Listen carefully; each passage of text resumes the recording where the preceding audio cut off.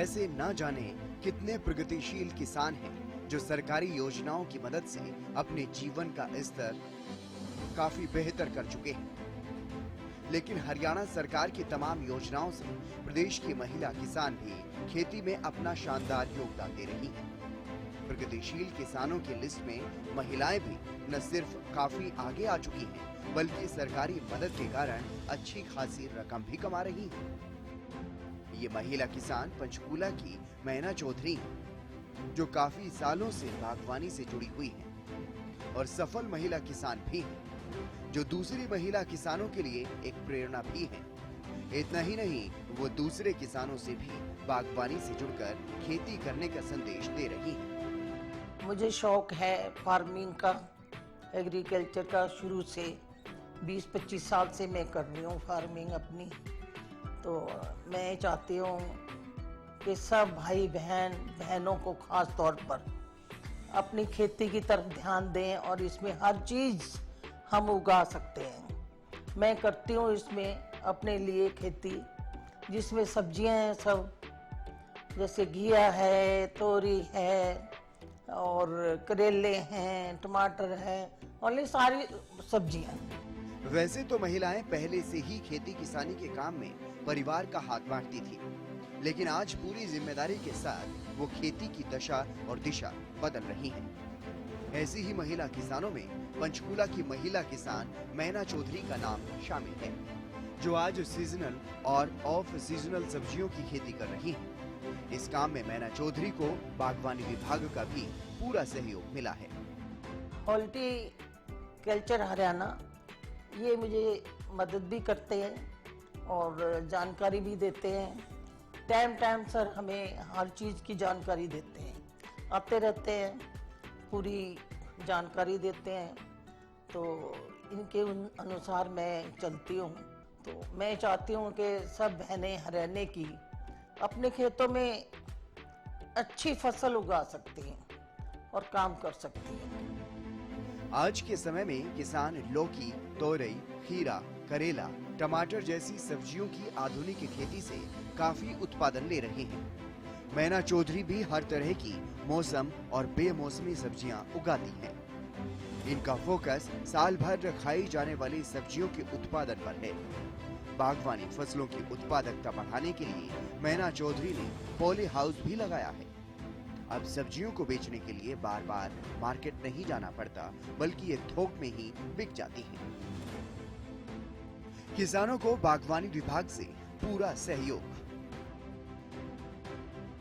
आज मैना चौधरी उन महिलाओं के लिए प्रेरणा स्रोत हैं, जो बागवानी में अपने दम पर कुछ करना चाहती हैं। वो कहती हैं कि हम खेती के क्षेत्र में काफी कुछ नया कर सकते हैं, सरकार की तमाम योजनाओं का लाभ उठा सकते हैं, जिससे आमदनी में भी इजाफा होता है। बागवानी किसानों को सरकारी योजनाओं का लाभ। हरियाणा में बागवानी को बढ़ावा देने के लिए बागवानी विभाग की ओर से किसानों को कई तरह की सुविधाएं दी जा रही हैं। इसके लिए किसानों को बेहतर किस्म के पौधों के साथ साथ इनके उचित पालन पोषण के लिए खाद तक पर अनुदान दिया जा रहा है। विभाग की ओर से बागवानी लगाने वाले किसानों को 10,000 रुपए तक का घुलनशील खाद खरीदने पर 50% अनुदान दिया जा रहा है। इसके लिए किसान को खंड उद्यान विकास कार्यालय में बिल के साथ आवेदन करना होगा। सरकार की इन्हीं योजनाओं के चलते किसानों का रुझान बागवानी की ओर बढ़ता जा रहा है। किसान 10,000 रुपए तक जितना भी खाद खरीदते हैं, उसके बिल संबंधित खंड उद्यान विकास अधिकारी कार्यालय में जमा करवाने होंगे। बिल जमा होने के बाद किसान को 50% तक राशि का अनुदान दिया जाएगा। ये हरियाणा सरकार की जागरूकता जैसी मुहिम और तमाम योजनाएं ही हैं जो किसानों का रुझान पारंपरिक खेती की तरफ कर पाई। सीएम मनोहर लाल खुद किसानों से जुड़ी हुई योजनाओं को देखते हैं। पानी बचाने के लिए सीएम मनोहर लाल ने एक अनूठी पहल करते हुए मेरा पानी मेरी विरासत नाम से एक नई योजना आरंभ की है, जिसके तहत धान के स्थान पर अन्य वैकल्पिक फसलों की खेती करने वाले किसानों को 7,000 रुपए प्रति एकड़ वित्तीय सहायता दी जाती है। आज प्रदेश भर में ऐसे कई उदाहरण हैं। अब चूंकि प्रगतिशील किसानों की कतार लंबी है, तो गुरुग्राम के किसान चरण सिंह से मिलिए, जो फल, अनाज और सब्जियों की इंटरक्रॉपिंग खेती करते हैं। पॉली हाउस खेती के अलावा उन्होंने सिंचाई के तरीकों में भी कुछ अहम बदलाव किए हैं। इतना ही नहीं, ये हाईटेक खेती उनके लिए लाभदायक साबित हो रही है। सिंचाई के तरीकों में बदलाव करते हुए संरक्षित ढांचे में आधुनिक इरिगेशन सिस्टम लगाया गया है। इसके लिए पाइपलाइन बिछाई हुई है। इस तरह से बूंद बूंद सिंचाई के जरिए फसल उत्पादन भी बढ़ता है और पानी की भी बचत होती है। उन्होंने दूसरे किसानों से भी इस तकनीक को अपनाने की अपील की है। पॉली हाउस के पीछे ये सोच थी, एक तो हम मल्चिंग और ये बम्बू स्ट्रेचिंग करके खेती करते थे। पिछले साल हमने टमाटर की थी, तो उसमें तकरीबन बम्बू में दीमक लग जाती थी और जैसे जंखड़ आता था तो वो टूट के भी पड़ जाता था और उसमें बाहर के कीट पतंग बहुत ज़्यादा आते थे। इस एवज पे हमने सोचा अब क्यों ना हम ये लगवा के नेट हाउस और इसमें खेती की जाए ताकि हमारा खर्चा कम हो लगे। इसका श्रेय उन्होंने सरकार को भी दिया है। किसान चरण सिंह का ये कहना है कि विभाग ने उनका पूरा सहयोग किया, जिसकी वजह से उनकी आर्थिक स्थिति में सुधार भी हुआ है और उनके जीवन में भी शानदार बदलाव हुआ। अब वो खुशहाल हैं, जिससे अब उनका परिवार काफी बेहतर जीवन व्यतीत कर रहा है। इंटरक्रॉपिंग खेती में अपना अनुभव साझा करते हुए चरण सिंह बताते हैं कि पॉली हाउस से पहले वो साधारण मल्चिंग से टमाटर आदि फसलों की खेती करते थे। खुले में सब्जियां उगती थी तो कीट रोग और मौसम जनित नुकसान लगा रहता था। काफी सोच विचार करने के बाद और सरकार की सुविधाओं को ध्यान में रखते हुए पॉली हाउस लगवाने की तैयारी की, ताकि नुकसान यानी खर्चे को कम किया जा सके। अब इस संरक्षित ढांचे में फसलें सुरक्षित ढंग से उगती हैं और बाजार में उसके अच्छे दाम भी मिल जाते हैं। ड्रिप का ये है सर, जैसे हम मान लो हमें इस एक एकड़ को भरने के अंदर 2 दिन लगते थे, 2 डे, और इसको हम अब 2 दिन चलाएंगे।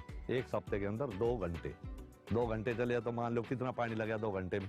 अगर वो मान लो 1 मिनट में 5000 लीटर पानी निकालती है मोटर, 4-5 हजार जो निकालती है 22 स्केल में घंटे में, तो इसमें बहुत कम पानी लगता है। पानी की बचत है। अब मेरे पास 8-9 एकड़ जमीन है, उसमें मैं एक ही ट्यूबवेल से काम चला रहा हूँ, ड्रिप एरीगेशन लगा के। ड्रिप एरीगेशन है, मिनी है, जो गेहूं में है, सरसों में है, वो मिनी फुहारे के है। मैं तो आम किसान को सर जी यही सलाह देना चाहूँगा, अपने बत्ती किसानी खेती छोड़ के अपने हाईटेक खेती में आओ, बढ़िया तरीके से संभाल करो, उसी में बचत है। डिपार्टमेंट के लिए मैं धन्यवाद करता हूँ। उस टाइम मेरी आर्थिक स्थिति भी बिल्कुल कमजोर थी और अब कुल मिला के बहुत बढ़िया है। हरियाणा सरकार की योजनाओं का लाभ जैसे जैसे किसानों को मिल रहा है, वैसे उनकी आर्थिक स्थिति में न सिर्फ सुधार आ रहा है, बल्कि जागरूकता भी आ रही है और तमाम किसान अब प्राकृतिक खेती की तरफ बढ़ रहे हैं। नई नई तकनीकों का प्रयोग कर किसान बढ़िया मुनाफा भी कमा रहे हैं। इंटरक्रॉपिंग फार्मिंग भी इन्हीं तकनीकों में से एक है, जिसका इस्तेमाल गुरुग्राम के रहने वाले प्रगतिशील किसान चरण सिंह बखूबी कर रहे हैं। इंटरक्रॉपिंग के फायदे। इंटरक्रॉपिंग फार्मिंग का सबसे बड़ा फायदा ये है कि किसानों को अपने लाभ और मुनाफे के लिए किसी सीजन का इंतजार नहीं करना पड़ता। इस तकनीक की खेती से साल भर बढ़िया मुनाफा कमा सकते हैं। इंटरक्रॉपिंग फार्मिंग में किसान एक ही खेत में एक से ज्यादा फसलें भी लगा सकते हैं। मुख्य फसल की एक कतार के बाद अंतर फसल की 3 कतारें लगाकर किसान बढ़िया मुनाफा कमा सकते हैं। गुरुग्राम के प्रगतिशील किसान चरण सिंह भी अदरक, प्याज, टमाटर, हरा धनिया, लहसुन समेत कई अन्य फलों और सब्जियों की खेती से अच्छा खासा पैसा कमा रहे हैं। चरण सिंह कहते हैं कि पहले आर्थिक रूप से वो कमजोर थे। खेती की इंटरक्रॉपिंग तकनीक अपनाने से अब उनकी आर्थिक स्थिति भी बेहतर हो गई। इसके अलावा घर के अन्य सदस्यों का खर्च भी इसी खेती के सहारे चल रहा है। इंटरक्रॉपिंग एकल फसल की तुलना में ज्यादा फायदा देती है। साथ ही ये खेत की मिट्टी की उर्वरता बनाए रखने में भी मदद करती है। इसमें पानी का भी कम इस्तेमाल होता है। उनका ये कहना है कि वो 8 से 9 एकड़ में खेती कर रहे हैं। पानी की काफी बचत हो रही है। दरअसल पोषक तत्वों का अवशोषण मिट्टी की दोनों परतों से होता है। ऐसे में इंटरक्रॉपिंग तकनीक मृदा अपवाह में कमी और खरपतवारों को नियंत्रित करता है। नकदी फसलों के साथ इंटरक्रॉपिंग करना काफी फायदेमंद है। ये तकनीकी किसानों का काम आसान और सुविधाजनक बना देती हैं। इनमें पैसा भी ज्यादा नहीं लगता, जिससे मुनाफा बढ़ जाता है। हरियाणा के बहुत से किसान इन आधुनिक तकनीकों को अपनाकर अपनी आय को दोगुना कर चुके हैं। ये किसान दूसरे अन्नदाताओं के लिए प्रेरणा स्रोत बन रहे हैं। यानी हरियाणा सरकार की तमाम योजनाओं से प्रदेश के किसान अब प्रगति की तरफ बढ़ रहे हैं और प्रगतिशील किसान बन रहे हैं।